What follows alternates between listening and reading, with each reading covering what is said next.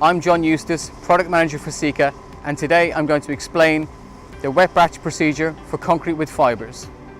When batching concrete with fibres, extra care needs to be taken to ensure quality concrete is produced. If fibres are batched incorrectly, it can cause spalling, concrete balling, difficulty in finishing, and ultimately poor quality concrete.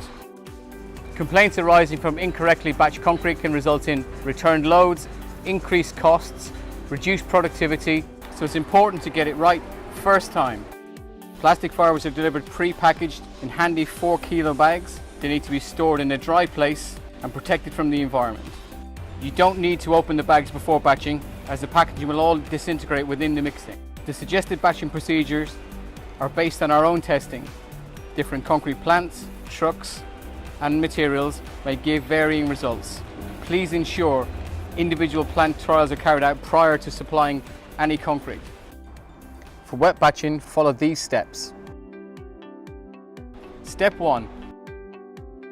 Add all the ingredients into the concrete plant mixer, including the fibres. Fibres can be added directly to the concrete plant mixer or onto the conveyor belt, depending on the plant setup. Step 2.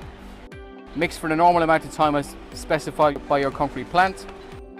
If the fibres cannot be added to the plant mixer, then we recommend following the dry batch procedure, which is available on a separate video. If microfibres are to be added to the concrete, they should be added up front and with 1/3 of the batching water into the same chute as you added the structural fibres.